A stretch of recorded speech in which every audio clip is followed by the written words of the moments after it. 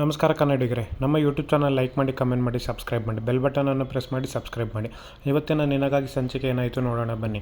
ಜೀವ ಆಳ್ತಾ ರಚನನ ಹತ್ರ ಮಾತಾಡ್ತಿರ್ತಾನೆ. ರಚನ ಅದಕ್ಕೆ ತುಂಬ ಬೇಜಾರು ಮಾಡ್ಕೋಬೇಡಿ ಜೀವ, ಸಮಾಧಾನ ಮಾಡ್ಕೊಳ್ಳಿ, ನೀವೇನೂ ತಪ್ಪು ಮಾಡಿಲ್ಲ, ಯಾಕೆ ನೀವು ಅಳ್ತಾ ಇದ್ದೀರಾ ಅಂತ ಕೇಳ್ತಾಳೆ. ಅದಕ್ಕೆ ಬಾಲ ಅದನ್ನು ನೋಡಿ ಇವ್ರು ಎಷ್ಟು ಬೇಜಾರಾಗಿದ್ದಾನೆ ಅಂತ ಯೋಚನೆ ಮಾಡ್ತಿರ್ತಾನೆ. ಇಲ್ಲಿ ಜೀವ, ಇಲ್ಲ ನಾನು ಪಾಪಿ ರಚನಾ, ನಾನು ಪಾಪಿ.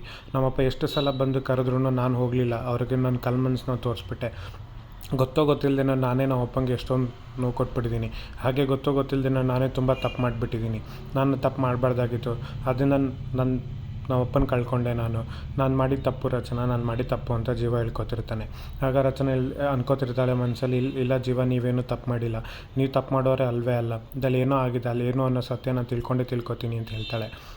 ಇಲ್ಲಿ ಸಂಜೀವ್ ನಮ್ಮ ವಿಷದ ತಟ್ಟೆನ ಕೆಳಗೆ ಬಿಸಾಕ್ಬಿಡ್ತಾಳೆ.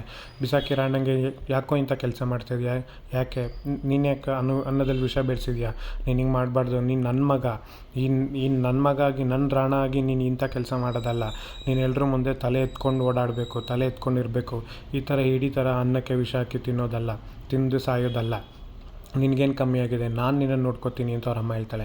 ಅದಕ್ಕೆ ರಾಣ ನಾಟಕ ಆಡೋದಕ್ಕೆ ಶುರು ಮಾಡ್ತಾನೆ. ಅಲ್ಲಮ್ಮ, ಪ್ರತಿಯೊಂದೂ ಅವನೇ ಮಾಡ್ಕೊಂಡ, ಇದು ಮನೆ ಅಧಿಕಾರನೂ ಅವನಿಗೆ ಸಿಕ್ತು. ಆವಾಗ ಆಫೀಸಲ್ಲೂ ಅವನಿಗೆ ಮರ್ಯಾದೆ ಕೊಟ್ಟರು, ಎಲ್ಲರೂ ಅವನ್ನ ಬಾಸ್ ಥರ ನೋಡ್ತಾರೆ, ನನ್ನ P1 ಥರ ನೋಡ್ತಾರೆ, ಎಲ್ಲರೂ ಮರ್ಯಾದೆ ಅವನಿಗೆ ಕೊಡ್ತಾರೆ. ಕೊನೆಗೆ ನಮ್ಮಪ್ಪ ಅವ್ರ ಅಂತ್ಯ ಸಂಸ್ಕಾರಕ್ಕೆ ಅವನೇ ಬರಬೇಕು ಅಂತ ಅವನ ಕೈಲೇ ಮಾಡಿಸ್ಕೊಂಡ್ರು. ಇನ್ನೇನು ಮುಂದಕ್ಕೆ ಆಸ್ತಿನ ಏನು ಮಾಡಿದಾರೋ ಏನೋ ಗೊತ್ತಿಲ್ಲ ನನಗೆ. ಪ್ರತಿಯೊಂದು ಅವನ ಹೆಸರಿಗೆ ಬರೋದೆ ನಾವೆಲ್ಲಿ ಹೋಗ್ಬೇಕಮ್ಮ, ನಮ್ಮನ್ನು ಯಾರಮ್ಮನ್ನು ಕಾಪಾಡ್ತಾರೆ ಅಂತ ಹೇಳ್ಕೊಂಡು ಅವರಮ್ಮನ ಹತ್ರ ಅಳೋದಕ್ಕೆ ಶುರು ಮಾಡ್ತಾನೆ. ಅವರಮ್ಮ ಅದಕ್ಕೆ ರಾಣ ತುಂಬ ಬೇಜಾರು ಮಾಡ್ಕೊಂಡಿದ್ದಾನೆ ಅಂತೇಳಿ ರಾಣಂಗೆ ಸಮಾಧಾನ ಮಾಡ್ತಾ ಇರ್ತಾಳೆ. ರಾಣ, ನೀನು ಹಂಗೆಲ್ಲ ತಲೆ ಕೆಡ್ಸ್ಕೊಬೇಡ, ನಾನಿರೋವರೆಗೂ ಏನೂ ಆಗೋಲ್ಲ, ಅವನಿಲ್ಲಿ ಮತ್ತೆ ಬರೋಕ್ಕೆ ಚಾನ್ಸೇ ಇಲ್ಲ, ಬರೋದು ಇಲ್ಲ, ಅವನು ಪಾಪಿ ನನ್ನ ಮಗ, ಅವನು ದ್ರೋಹಿ ನನ್ನ ಮಗ, ಅವನು ಸರಿ ಇಲ್ಲ, ಅವಂಥ ಕೆಟ್ಟ ಮಗ ಯಾರಿಗೂ ಬೇಡ ಅಂತ ಹೇಳಿ ಅವರಮ್ಮ ಕಿಚ್ಚಾಡ್ತಿರ್ತಾಳೆ. ಹಂಗೆ ರಾಣ ಹೇಳ್ತಾನೆ, ಅಕಸ್ಮಾತ್ ಅವನೇನಾದ್ರು ಇಲ್ಲಿ ಬಂದರೆ ಏನಮ್ಮ ಮಾಡೋದು ಅಂತ ರಾಣ ಕೇಳಿದಾಗ ಅವರಮ್ಮ, ಇಲ್ಲಿಗೆ ಬರೋದಾ, ನಾನಿರೋರ್ಗೂ ಅದು ಆಗೋದೇ ಇಲ್ಲ, ನಾನು ಸತ್ತ ಮೇಲೆ ಅವ್ನು ಇಲ್ಲಿಗೆ ಬರಬೇಕು, ಅಲ್ಲಿ ಅದನ್ನೆಲ್ಲ ಆಗೋದಕ್ಕೆ ನಾನು ಬಿಡಲ್ಲ, ನೀನೇನು ತಲೆ ಕೆಡ್ಸ್ಕೊಬೇಡ ರಾಣ, ತಲೆ ಕೆಡ್ಸ್ಕೊಬೇಡ, ನೀನು ನನ್ನ ಮಗ, ನಾನು ನಿನ್ನನ್ನು ನೋಡ್ಕೋತೀನಿ, ನಾನು ನಿನ್ನ ಚೆನ್ನಾಗಿ ನೋಡ್ಕೊಳ್ಳೋ ಜವಾಬ್ದಾರಿ ನಂದು ಅಂತ ಅವರಮ್ಮ ರಾಣಂಗೆ ಹೇಳ್ತಾಳೆ. ರಾಣ ಅದಕ್ಕೆ, ಅಕಸ್ಮಾತ್ ಅವನೇನಾದ್ರು ಬಂದುಬಿಟ್ರೆ ಆಮೇಲೆ ಎಲ್ಲನೂ ಆಸ್ತಿ ಅವನಿಗೆ ಹೆಸರಿಗೆ ಬರ್ತಿದ್ರೆ ಏಮ ಮಾಡೋದು ಅಂತ ಕೇಳ್ತಾನೆ. ಅದಕ್ಕೆ ಅವರಮ್ಮ ಹೇಳ್ತಾಳೆ, ಹಾಗೆಲ್ಲ ಆಗೋದಕ್ಕೆ ಬಿಡಲ್ಲ, ನಿಮ್ಮಪ್ಪ ಇರೋವರೆಗೂ ಅವನನ್ನೇ ನೆನೆಸ್ಕೊಂಡು ಕೊನೆಗೂ ಹೋದ್ಮೇಲೂ ಅವನೇ ಬೇಕು ಅಂತ ಅಂದಿದ್ದಾರೆ, ಇದಕ್ಕೆಲ್ಲ ನಾನು ಏನಾರು ಒಂದು ಮಾಡ್ತೀನಿ ಅಂತ ಹೇಳ್ತಾಳೆ. ಆಗ ರಾಣ ಕಾಲಿಗೆ ಬಿದ್ದು ಅವರಮ್ಮನ ತಪ್ಕೊಂಡು ಅಳೋದಕ್ಕೆ ಶುರು ಮಾಡ್ತಾನೆ. ಅವರಮ್ಮ ಅವನಿಗೆ ಸಮಾಧಾನ ಮಾಡ್ತಾರೆ. ರಾಣ ಅಲ್ಲಿಂದ ಬಾಗ್ಲಕೊಂಡು ಆಚೆ ಅಳ್ತಾ ಬರ್ತಾನೆ. ಕಪಿಲ ಆಚೆನೇ ನಿಂತಿರ್ತಾನೆ. ಆಗ ಅಣ್ಣ, ಯಾಕಣ್ಣ ಅಳ್ತಿದೆ, ಏನಾಯಿತು ಹೇಳೋಣ, ನಾನಿದ್ದೀನಿ, ನಿಂಗೆ ಪ್ರಾಣ ಕೊಟ್ಟವರು ನಾನು ನಿನ್ನ ಕಾಪಾಡ್ತೀನಿ, ಹೇಳೋಣ ಅಂತ ಹೇಳ್ತಾನೆ. ನಾನು ಅಳೋದ, ನನಗೇನೋ ಆಗಿದೆ, ಅದೇನಿಲ್ಲ, ನಾನು ಅಮ್ಮನ ಹತ್ರ ನಾಟಕ ಆಡ್ತಾಯಿದ್ದೆ, ಕಣ್ಣೀರಲ್ಲಿ ಸ್ವಲ್ಪ ಎಮೋಷ್ನಲಾಗಿ ನಾಟಕ ಆಡಿ ಈಗಲೇ ಎಲ್ಲನೂ ಸರಿ ಮಾಡ್ಕೋಬೇಕು ಅಂತ ಹೇಳ್ತಾನೆ. ಅದಕ್ಕೆ ಕಪಿಲ್ ಹೇಳ್ತಾನೆ, ಏನಣ್ಣ ಹಂಗಾದ್ರೆ ನಿಂಗೆ ಸಂಜೀವನ ಭಯ ಶುರುವಾಗಿದೆಯಾ ಅಂತ ಕೇಳ್ತಾನೆ. ಅದಕ್ಕೆ ರಾಣವನ್ನ ಕತ್ನ ಗೋಡೆಗೆ ಇಟ್ಕೊಂಡು ಜೋರಾಗಿ ಕಿರ್ಚಿ, ನನಗೆ ಭಯನಾ, ಈ ಕಣ್ಣ ನಿನಗೆ ಭಯ ಕಾಣ್ತಾ ಇದೆಯಾ ನೋಡು ಅಂತ ಹೇಳಿ ಅವನ ವಿಚಿತ್ರವಾದ ಮಕ್ಕನ ಅವನಿಗೆ ತೋರಿಸ್ತಾನೆ. ಅದಕ್ಕೆ ಕಪಿಲ್, ಇಲ್ಲ ಅಣ್ಣ ಅಂತ ಹೇಳ್ತಾನೆ. ಆಗ ರಾಣ, ನನಗೇನು ಭಯ ಇಲ್ಲ, ಆದರೆ ಏನಾರು ಒಂದು ಆಗೋಕ್ಕೂ ಮುಂಚೆ ಪ್ರೀ ಪ್ಲ್ಯಾನ್ ಆಗಿ ಏನಾರು ಒಂದು ಇಟ್ಕೊಂಡಿರಬೇಕು, ಮುಂಚಿತವಾಗಿ ಏನಾರು ಪ್ಲ್ಯಾನ್ ಮಾಡಿ ಇಟ್ಕೊಂಡ್ರೆ ಮುಂದೆ ಆಗೋದನ್ನು ನಾನು ತಡಿಬೋದು, ಇದನ್ನೆಲ್ಲ ನನ್ನಿಂದ ನೀನು ಕಲಿಬೇಕು ಕಪಿಲ್ ಅಂತ ಹೇಳಿ ಅಲ್ಲಿಂದ ನಗ್ತಾ, ರಾಕ್ಷಸನ ನಗಾಗಿ ಕೆಟ್ಟ ನಗುವಾಗ ಅಲ್ಲಿಂದ ನಗ್ತಾ ಹೋಗ್ತಾನೆ. ಇಲ್ಲಿ ಜೀವ ಅಡುಗೆ ಮಾಡ್ತಾ ಅವರಪ್ಪ ತತ್ತಿದ್ದು ಅವನಿಗೆ ಬೆಂಕಿ ಇಟ್ಟಿದ್ದು ಅದನ್ನೇ ನೆನೆಸ್ಕೊತಾ ಇರ್ತಾನೆ. ಅವನೆಷ್ಟೇ ನೆನೆಸ್ಕೊಂಡ್ರು ಅವ್ನ ನೆನಪುಗಳು ಎಂದಿಗೂ ಹೋಗೋದಿಲ್ಲ.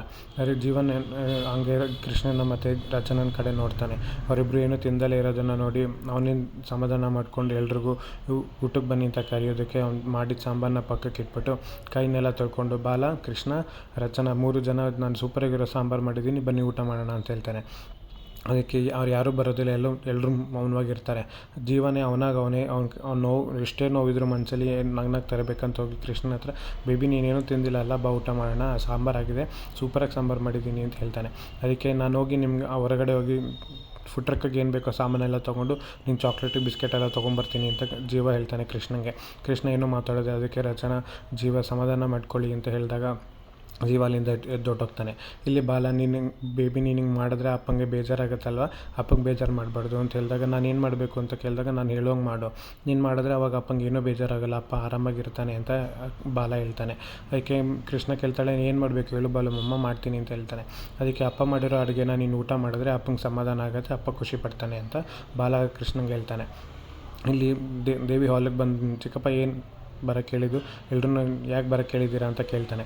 ಅದಕ್ಕೆ ಸಂಜೀವನ ಚಿಕ್ಕಪ್ಪ ಹೇಳ್ತಾನೆ, ಲಾಯರ್ನ ಕರೆಸ್ಬೇಕು, ರಾಣ ಹೇಳ್ತಿದ್ದಾನೆ ಏನಿದೆ ವಿಲ್ಲಲ್ಲಿ ಅಂತ ತಿಳ್ಕೊಬೇಕು ಅಂತ ಹೇಳ್ತಾನೆ. ಅದಕ್ಕೆ ರಾಣ ಬಂದು ದೇವಿ ಹತ್ರ ಹೇಳ್ತಾನೆ, ಈಗ ದೇವಿ ಕೇಳ್ತಾಳೆ ಈಗೇನು ಅರ್ಜೆಂಟ್ ಅದಕ್ಕೆ ಅಂತ ಕೇಳಿದಾಗ ರಾಣ ಹಂಗಾರೆ ಕಾಫಿ ಕುಡಿತಿಲ್ವಾ, ಇಲ್ಲೇನು ಊಟ ಮಾಡ್ತಿಲ್ವಾ, ಹಾಗೆ ಇದು ಮಾಡೋದ್ರಿಂದ ಏನು ತಪ್ಪಿದೆ ಅದೆಲ್ಲ ಗೊತ್ತಿಲ್ಲ, ಲಾಯರ್ ಬರಬೇಕು, ವಿಲ್ಲಲ್ಲಿ ಏನಿದೆ ಅಂತ ತಿಳ್ಕೊಬೇಕು ಅಂತ ರಾಣ ಹೇಳ್ತಾನೆ.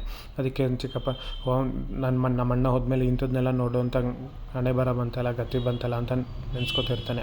ಆಗ ದೇವಿ ಇವ್ರನ್ನೆಲ್ಲ ಹೆಂಗೆ ಮಾಡೋದು ಏನು ಮಾತಾಡೋದು ಅಂತ ಗೊತ್ತಿಲ್ಲದೆ ದೇವಿ ಆಯಿತು ನಿಮ್ಗೇನು ಇಷ್ಟ ಬರುತ್ತೋ ನೀವು ಅದನ್ನು ಮಾಡ್ಕೊಳ್ಳಿ ಅಂತ ದೇವಿ ರಾಣಂಗೆ ಹೇಳಿ ಅಲ್ಲಿಂದ ಹೊರಡ್ತಾಳೆ. ಹೊರಡ್ಬೇಕಾದ್ರೆ ಅವ್ನ ಚಿಕ್ಕಮ್ಮ ಮತ್ತು ಅಮ್ಮ ಇಬ್ಬರೂ ಅಕ್ಕ ನೀನು ತಲೆ ಕೆಡಿಸ್ಕೊಬೇಡ, ನಾನು ನಿನ್ನ ಜೊತೆ ಇದ್ದೀನಿ, ನಿನ್ನ ಸಪೋರ್ಟಿಗೆ ನಾನು ಇರ್ತೀನಿ ಅಂತ ಕಪಿಲಮ್ಮ ಹೇಳ್ತಾಳೆ. ಇಲ್ಲಿ ರಾಣ ಅದಕ್ಕೆ ಹೇಳಿದ್ದಕ್ಕೆ ಹುಸಿನಾಗೆ ನಗ್ತಾ ನೋಡ್ತಿರ್ತಾನೆ. ದೇವಿ ಅವ್ರ ದೊಡ್ಡಪ್ಪನ ಫೋಟೋನ ನೋಡಿ ಹಾಗೆ ಮುಂದೆ ಹೋಗ್ತಾಳೆ. ಇಲ್ಲಿ ಜೀವ ಮನೆಯಿಂದ ಆಚೆ ಬಂದಾಗ ಹಿಂದೆನೇ ರಚನಾ ಬರ್ತಾಳೆ. ರಚನಾ ಬಂದು ಜೀವ ನೀವು ಹಿಂಗಿರಬೇಡಿ, ನೀವು ಯಾವಾಗಲೂ ನಗ್ನಾಗ್ತಾ ಇರಬೇಕು, ಖುಷಿಯಿಂದ ಇರಬೇಕು, ಮನಸ್ಸಲ್ಲಿ ಎಷ್ಟೇ ನೋವಿದ್ರೂ ನಂಗೆ ಗೊತ್ತು ನಿಂಗೆ ನೋವಿದೆ ಅಂತ, ಆದರೆ ನಮ್ಮ ಭಾವನೆಗಳನ್ನ ನಾವು ಹೆಂಗಿರುತ್ತೋ ಹಂಗೆ ವ್ಯಕ್ತಪಡಿಸ್ಕೊಂಬಿಡ್ಬೇಕು. ನಮ್ಗೆ ಖುಷಿಯಾದಾಗ ಖುಷಿ ಆಗುತ್ತೆ ಅಂತ ತಿಳ್ಕೊಬೇಕು, ದುಃಖ ಆದಾಗ ದುಃಖ ಆಗುತ್ತೆ ಅಂತ ತಿಳ್ಕೊಬೇಕು. ಅದೇ ನೀವೇನೂ ಹೇಳ್ಕೊಳ್ದಾದ್ರೆ ಹಿಂಗಿದ್ರೆ ಏನು ಗೊತ್ತಾಗುತ್ತೆ. ಒಂದು ಹೇಳ್ತೀನಿ ಜೀವರೇ ಕೇಳಿ, ನಿಮ್ಗೆ ಈಗ ನೋವಾಗ್ತದೆ ಬೇಜಾರಾಗ್ತದೆ ಅದು ನಮ್ಮ ಹತ್ರ ಹೇಳ್ಕೊಳ್ಳಿ, ಅವಾಗ ನೀವು ಹಗುರ ಆಗ್ತೀರಾ ಅಂತ ಜೀವಂಗೆ ಹೇಳ್ತಾಳೆ. ಆಗ ಜೀವ ಇದಂಥ ನೋವುಗಳು ಅಷ್ಟು ಸುಲಭ ಹೋಗುವಂಥದ್ದಲ್ಲ, ನೋವು ನನ್ನ ಮನಸ್ಸಲ್ಲಿ ಇದ್ದಿದ್ದೇನೆ, ಅದೆಂದಿಗೂ ಹೋಗಲ್ಲ, ಅದೆಂದಿಗೂ ಸಾಯೋದಿಲ್ಲ. ಹಾಗಂತ ನಾನು ಏನು ಮಾಡೋದು ಅಂತ ನಂಗೆ ಗೊತ್ತಿಲ್ಲ, ಹಾಗಾಗಿ ನಾನು ಹಿಂಗಿದ್ದೀನಿ. ಈಗ ನಾನು ಉದಾಹರಣೆ ಕೊಡ್ತೀನಿ. ಈ ಕಲ್ಲಿಗೆ ಶಿಲೆ, ಈ ಕಲ್ಲನ್ನ ಹಿಂಗೆ ಇಟ್ಟಿದ್ದಾರೆ, ಅದು ಈಗ ಇಟ್ಟಿರೋದಕ್ಕೆ ಕಲ್ಲಾಗಿದೆ, ಅದಕ್ಕೆ ಕೆತ್ತಿದ್ರೆ ಶಿಲೆ ಆಗುತ್ತೆ, ಅದನ್ನು ನೆಲಕ್ಕೆ ಹಾಕಿದ್ರೆ ಚಪ್ಪಡಿ ಕಲ್ಲಾಗುತ್ತೆ. ಹಾಗೆ ಅದಕ್ಕೆ ಕಲ್ಲಕ್ಕೆ ರೂಪ ಕೊಡೋ ಥರ ನಾನು ಕಲ್ಲು, ನನಗೆ ಒಂದು ರೂಪ ಕೊಡಬೇಕಿತ್ತು, ಅದೇ ರೂಪ ಸಿಕ್ಕಿಲ್ಲ ಅಷ್ಟೇ. ಅದೇ ಎಲ್ಲರೂ ನಂಗೆ ಹೇಳ್ತಾರೆ ನಾನಿದೆ ದರಿದ್ರ, ನಾನಿದ್ರೆ ಯಾರಿಗೂ ಒಳ್ಳೇದಾಗೋದಿಲ್ಲ, ನನ್ನಿಂದ ಏನೂ ಒಳ್ಳೇದಾಗೋಲ್ಲ ಅಂತ ಎಲ್ಲರೂ ಹೇಳ್ತಾರೆ ಅಂತ ಹೇಳಿದಾಗ ರಚನಾ ಕೇಳ್ತಾಳೆ, ಯಾರು ನಿಮ್ಗೆ ಹೇಳಿದ್ದು ನಿಮ್ಮಿಂದ ಹಿಂಗೆ ಆಗುತ್ತೆ ಅಂತ ಅಂದಾಗ ಜೀವ ಹೇಳ್ತಾನೆ ನಮ್ಮಮ್ಮ ಅಂತ ಹೇಳ್ತಾನೆ. ಅದನ್ನು ಕೇಳಿ ರಚನೆಗೆ ಶಾಕ್ ಆಗುತ್ತೆ. ಅಮ್ಮನ ಹೆತ್ತ ತಾಯಿ ಹಿಂಗೆ ಮಗ ಹಂಗೆ ಹಿಂಗೆಲ್ಲ ಅನ್ನೋದಕ್ಕೆ ಸಾಧ್ಯ, ಇದರಲ್ಲಿ ಏನಿದೆ ಅಂತ ನಾವು ತಿಳ್ಕೊಬೇಕು. ಹೆತ್ತ ತಾಯಿ ಯಾವತ್ತೂ ಮಗಂಗೆ ಹಿಂಗೆ ಅನ್ನೋದಕ್ಕೆ ಸಾಧ್ಯ ಇಲ್ಲ, ಅದೇನಿದೆ ಸತ್ಯನ ತಿಳ್ಕೊಳ್ಳೋಣ ಅಂತ ರಚನಾ ಅನ್ಕೋತಾಳೆ. ಇಲ್ಲಿ ಸಂಜೀವನ ಅಮ್ಮ ರೂಮಲ್ಲಿ ಕೂತ್ಕೊಂಡು ಅಳ್ತಾ ಇರ್ತಾಳೆ.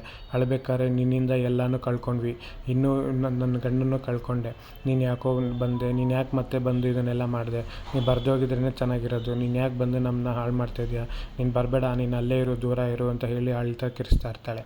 ಅಲ್ಲಿಗೆ ರೂಮ್ ಒಳಗಡೆ ಯಾರೋ ಬರ್ತಾರೆ. ರೂಮ್ ಒಳಗಡೆ ಬರಬೇಕಾದ್ರೆ ಕೈಯಲ್ಲಿ ಸಿರಿಂಜ್ ಇಟ್ಕೊಂಬರ್ತಾರೆ.